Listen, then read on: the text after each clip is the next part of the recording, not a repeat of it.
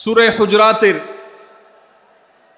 7টি বিশেষ সামারি আপনাদের সামনে আমি তুলে ধরতে চাই।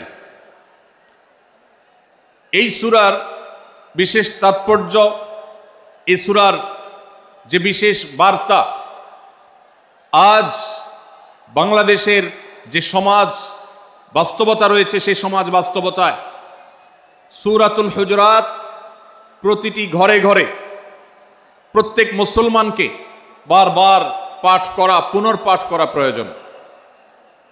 আমার রব, আমার আল্লাহ যদি আমাকে শক্তি সামর্থ্য দিতেন, আমি আমার দেশের প্রত্যেক মুসলিম ভাইকে বোনকে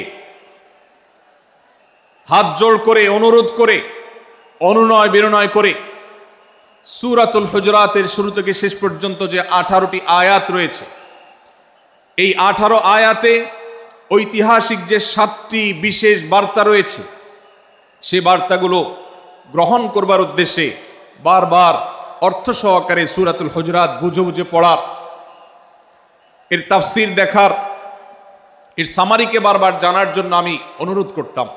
আল্লাহ তাআলা আমাদের সবাইকে সূরাতুল হুজরাত এর আলো দ্বারায় সবাইকে আলোকিত হওয়ার তৌফিক দান করুন। আমি যে সূরার সামারি আপনাদেরকে বলতে যাচ্ছি, যে সূরাকে সামনে রেখে আজকের এই ঐতিহাসিক মাহফিলে কোরআনে কারীমের দেওয়া 7টি বার্তা দিতে চাইছি, সেই সূরার নাম হলো সূরাতুল হুজরাত। এই সূরা কোরআনে কারীমের 26তম পারায় অবস্থিত এবং এই সূরা কোরআনে কারীমের সূরার যে সিরিয়াল, সেই সূরার সিরিয়ালে 49তম সূরা। এই সূরার আয়াত সংখ্যা হলো 18।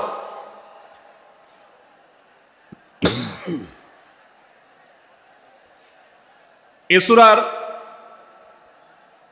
প্রথম থেকে পঞ্চম আয়াত পর্যন্ত প্রথম এই 5টি আয়াতে আল্লাহ রাব্বুল আলামিন তার প্রিয় নবী মুহাম্মদ মুস্তাফা সাল্লাল্লাহু আলাইহি ওয়াসাল্লাম, সবাই দুরূদ পড়ি, সাল্লাল্লাহু আলাইহি ওয়াসাল্লাম, প্রিয় নবীজির নাম শুনলে দুরূদ পাঠ করতে হয়, তার জন্য দোয়া করতে হয়। কারণ আল্লাহর হাবিব সাল্লাল্লাহু আলাইহি ওয়াসাল্লাম তার সমগ্র জীবনকে যে কষ্টের মধ্যে পার করেছেন, তার সমগ্র জীবনকে উৎসর্গ করেছেন, তা আপনার আমার হেদায়েতের জন্য, গোটা বিশ্ব মানবতার মুক্তির প্রয়োজনে। যিনি তার জীবনকে, যৌবনকে শেষ করে দিয়েছেন, তার সমগ্র জীবনে কখনো ভোগ উপভোগ এটিকে কখনো তিনি প্রশ্রয় দেননি, প্রাধান্য দেননি। দিনাতিপাত করেছেন অত্যন্ত কষ্টের সাথে, শত সহস্র বাধার সম্মুখীন হয়েছেন, শুধুমাত্র কিয়ামত পর্যন্ত আগত সকল মুসলিম নরনারীর কাছে যেন কোরআনের বার্তা পৌঁছে যায়, সবাই যেন হেদায়েত প্রাপ্ত হয়ে যায়, সবাই যেন মুক্তি প্রাপ্ত হয়ে যায়, সবাই যেন জান্নাতি হয়ে যায়, সবাই যেন জাহান্নাম থেকে মুক্তি লাভ করে, এই উদ্দেশ্যে তার সমগ্র জীবনকে তিনি উৎসর্গ করেছেন। আমাদের হেদায়েতের জন্য, আমাদের কল্যাণের পথে আহ্বানের জন্য, আমাদের জান্নাতে নেওয়ার জন্য, যার সমগ্র জীবনে কখনো ভোগ উপভোগকে প্রশ্রয় দেননি, কষ্টে নিপতিত হয়েছেন, তিনি চাইলে মক্কার রাজত্ব করতে পারতেন, তিনি চাইলে মক্কার সবচেয়ে ভোগী মানুষ হতে পারতেন, কিন্তু সেটা না করে তিনি যে ত্যাগের দৃষ্টান্ত স্থাপন করেছেন, প্রিয় নবী মুহাম্মদ সাল্লাল্লাহু আলাইহি সাল্লামের সেই অবদানের স্বীকৃতি স্বরূপ আমরা তার নাম যখনই শুনব সাল্লাল্লাহু আলাইহি সাল্লাম বলে তার প্রতি আল্লাহর রহমত যেন, অনুগ্রহ যেন নাজিল হয়, সেজন্য দোয়া করব। আল্লাহ তাআলা তার হাবিবকে রহমত এমনিতেই দান করবেন, আপনি আর আমি তার জন্য রহমতের দোয়া করার মধ্য দিয়ে আমরা সৌভাগ্যবান মানুষের কাতারে শামিল হতে পারবো। তো আমি যেটি বলছিলাম, সূরাতুল হুজরাতের 1 থেকে 5 নম্বর আয়াত পর্যন্ত এই 5টি আয়াতে আল্লাহ রাব্বুল আলামিন প্রিয় নবী সাল্লাল্লাহু আলাইহি সাল্লামের সাথে আদব এবং শিষ্টাচারের শিক্ষা দিয়েছেন মানব জাতিকে। এবং আল্লাহ রাব্বুল আলামিন ঈমানদারদেরকে পরম মায়ার সাথে ডেকে, ইয়া আইয়ুহাল্লাযীনা আমানু, হে ঈমানদারগণ, এই ডাকে আল্লাহ তাআলা ডেকে বলেছেন, লা তুকাদ্দিমু বাইনা ইয়াদাইল্লাহি ওয়া রাসূলিহি, তোমরা আল্লাহ এবং তার রাসূলের সামনে আগ বেড়ে কোনো কথা বলবে না, আগ বেড়ে কোনো কাজ করবে না। একজন ঈমানদার, একজন মুসলমান, তার এই শিষ্টাচারের শিক্ষা তার জীবনে ধারণ করতে হবে। যখনই আল্লাহ কোনো কথা বলেছেন, আল্লাহ রাসূল সাল্লাল্লাহু আলাইহি সাল্লাম কোনো কথা বলেছেন, এটি নিশ্চিত হতে পারবো আমরা, তখন একজন ঈমানদার আর কখনো সেটার উপর কোনো কথা বলবে না, আগ বেড়ে কোনো কিছু করবে না, কোনো প্রকার সীমা লঙ্ঘন করবে না। ক্বালাল্লাহ ক্বালার রাসূল, আল্লাহ বলেছেন, আল্লাহ রাসূল বলেছেন, এটি শোনার পর সে তার আপদ মস্তককে সারেন্ডার করবে, সে নিজেকে আত্মসমর্পণ করবে। এর উপর তার কোনো যুক্তিকে, কোনো বুদ্ধিকে, তার কোনো মতামতকে সে সেখানে আর দাঁড় করাবার চেষ্টা করবে না। এটা একজন শিষ্টাচার বিশিষ্ট ইমানদারের বৈশিষ্ট্য।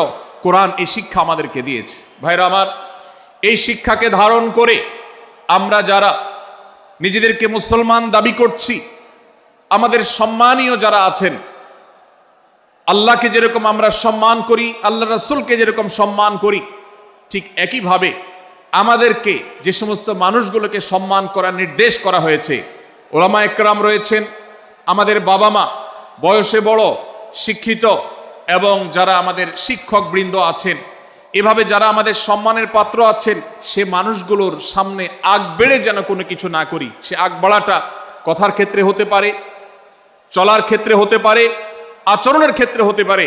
এই শিষ্টাচারের শিক্ষা সূরা হুজরাতের প্রথম আয়াতে আমাদেরকে দেয়া হয়েছে। প্রিয় ভাইরা আমার, আমাদের সমাজে আজ যে সমস্ত ভালো গুণের দুর্ভিক্ষ চলছে, ক্রাইসিস চলছে, অভাব চলছে, এর মধ্যে অন্যতম হলো আজ শিষ্টাচারের অভাব। আমাদের সমাজের চতুর্দিকে আপনি দেখতে পাবেন পরিলক্ষিত হচ্ছে। আমাদের শিশু থেকে নিয়ে কিশোর, যুবক থেকে নিয়ে মধ্যবয়স্ক, সকল শ্রেণী মানুষের মধ্যে আজ আদব এবং শিষ্টাচারের ভয়াবহ অভাব আমরা দেখতে পাচ্ছি।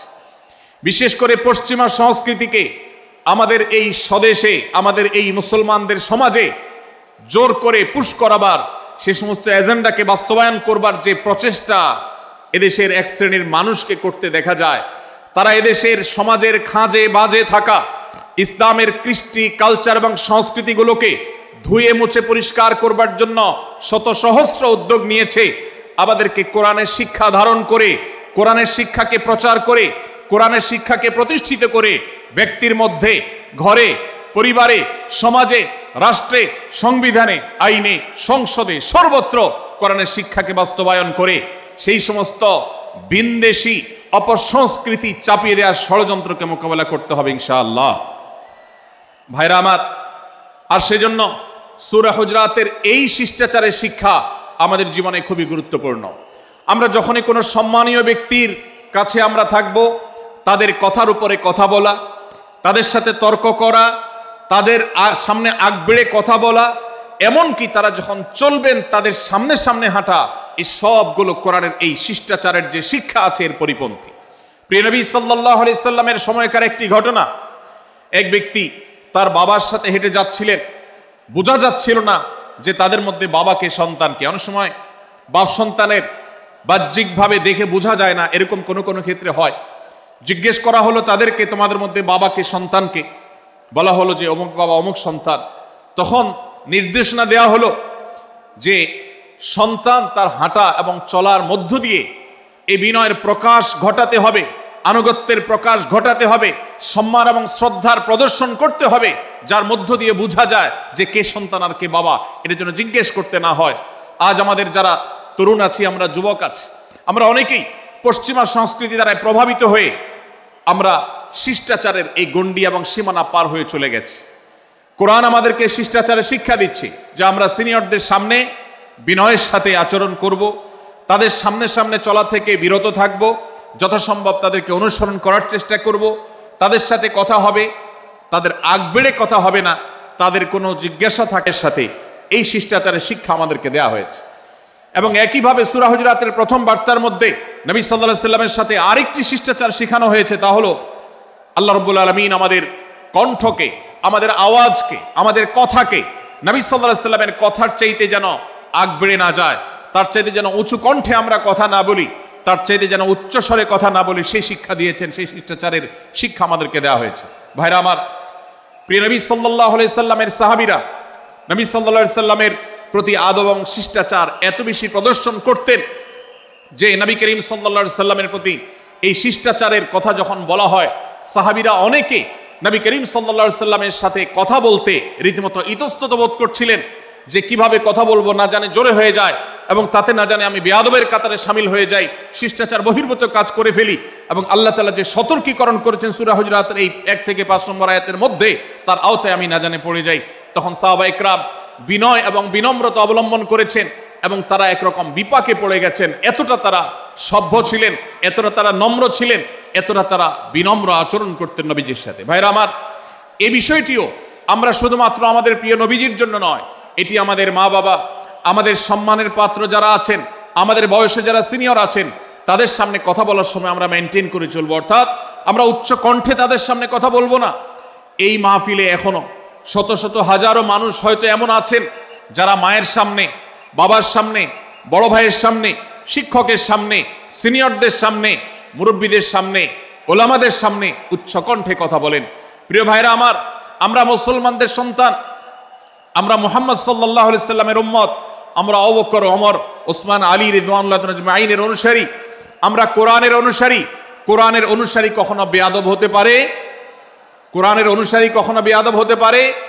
কোরআন যে শিষ্টাচারের শিক্ষা দিয়েছে, এই শিক্ষা আজ আমাদের মধ্যে ধারণ করতে হবে, আমাদের সন্তানদের শেখাতে হবে, আমাদের ঘরে ঘরে এই শিক্ষা চর্চা করতে হবে, আমাদের সমাজে এটিকে প্রতিষ্ঠিত করতে হবে। পশ্চিমা সংস্কৃতির যে ছোবল, সে ছোবল আমাদের সন্তানদেরকে আজকাল অনেক ক্ষেত্রে বেয়াদবে পরিণত করছে, তাদের অনেক সময় শিষ্টাচার থেকে বের করে দিচ্ছে। তারা কখনো স্বাধীনতার নামে, কখনো মত প্রকাশের নামে, কখনো বিভিন্ন নামে তারা কিন্তু হারিয়ে যাচ্ছে। আজকের এই বাস্তবতাকে উপলব্ধি করে সূরা হুজুরাতের 1 থেকে 5 নম্বর আয়াত এর শিক্ষাকে আমাদের মধ্যে ধারণ করতে হবে। আল্লাহ তাআলা আমাদের সবাইকে সেই তৌফিক দান